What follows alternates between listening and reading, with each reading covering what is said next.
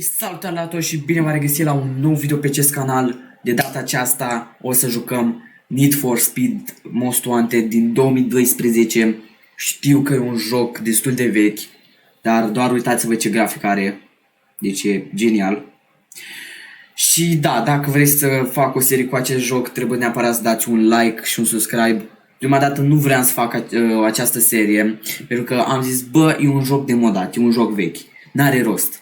Dar dacă voi vă doriți chestia asta, trebuie să apăsați pe butonul de like în momentul ăsta. Avem aici un Lamborghini Aventador G, deci foarte, foarte frumos, elegant. Avem Lamborghini, e decapotabil. Și da, hai să-l pornim. GG pentru sunete. Bă, e genial jocul. L-am mai jucat, am stat vreo o oră să testez jocul, adică să văd cum se mișcă, cum se controlează, pentru că na, eu joc cu un controller de Xbox, pentru că nu sunt obișnuit să joc de pe tastatură. Și da, avem Lamborghini, o să-l testăm de fapt. Și da, o să vedem multe alte lucruri în episodul de azi. Deci se pare că se oprește automat mașina. Am mai făcut un test înainte să văd cum se aude jocul și se pare că trebuia mai tare, deci sunete de aur. A, da, la trafic nu prea mă descurc, dar cred că nu o să fie o problemă. Am văzut acolo un Dodge Viper STR, dar nu o să-l luăm, o să lăsăm, cred că pe data viitoare, pe episodul următor. Mamă, poliția, n-ai văzut nimic. În episodul de azi o să ne plimbăm doar cu acest Lamborghini, pentru că vreau să vedem care e faza cu el, pentru că vă vine să credeți, e prima dată când joc cu Lamborghini ăsta. Am vrut să-l las special pentru acest videoclip. Se pare că se duce tare în 100.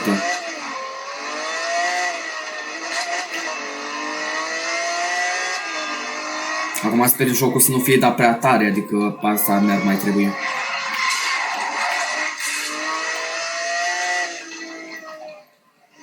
Și da, jocul ăsta e foarte șmecher, adică grafica, în primul rând, să nu zic de grafică, adică asta e pe locul 1. Cum se controlează, n-are lag, n-are nimic. E o bestie pe șosea.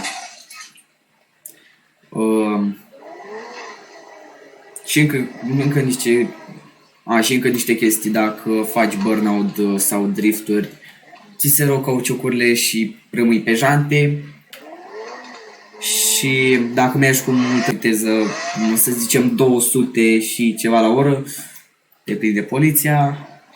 Bine, poți să fugi de poliție, dar să scapi, dar na, asta e doar așa. La început ne-a dat cu un Aston Martin. Fix pe drumul ăsta, dacă nu mă înșel. Mamă, deci locul 10 la trafic. Hai să nu mai vorbim de genul. Bine, la drifturi, hai să zicem, mă mai descurc. Nu. Mamă, ce mi-am telefonul. Să știi să conduci, adică nu, fiecare mașină se controlează diferit. Parcă simți că ești în respectiva mașină, știi? De exemplu, în acest Lamborghini, prima dată am condus Aston Martin-ul, apoi m-am băgat pe un BMW, am avut acolo un BMW, se controla destul de bine. Bine, toate mașinile se controlează bine, dar fiecare se simte diferit în felul cum îl conduci și chestii. Vedeți, aici avem un Chevrolet Corvette. Dacă vreți să-l lăsăm pe episodul următor. Pentru că da, mi-am și bușit mașina. Deci trebuie să o băgăm aici la reparat. Chestia asta e pentru repara mașina. Și ne schimbă și culoarea. Am făcut așa roșu. Deci să vezi o asemenea mașină pe stradă, na, poze sigur îi faci. Na, eram să-l fac bine driftul, dar sunetele, deci atât de tare mă atrag sunetele făcute de acest Lambo. Da, deci e un joc superb. Parcă am nimerit fix sunetele mașinilor. Eu sunt obișnuit să fac drifturi pe frână, adică pe... Perfect. Adică pe frâna de mână așa. Nu prea sunt obișnuit... Mamă, era să mă izbesc ăla. Mai mult sunt obișnuit cu frâna, adică frâna asta. Băgăm niște viteză. Bun, deci tocmai ce ne-am bușat și mașina. Nu știu dacă e de bine sau de rău, eu zic că de rău. Și o să încercăm să găsim să ne reparăm mașina.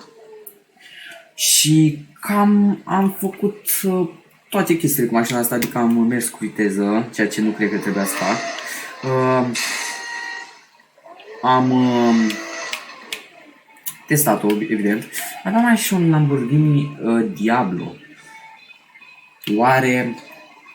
Oare să-l folosim și pe ăsta?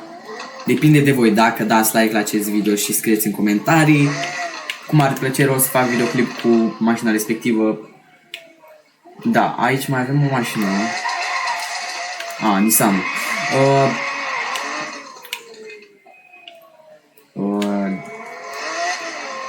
Și da.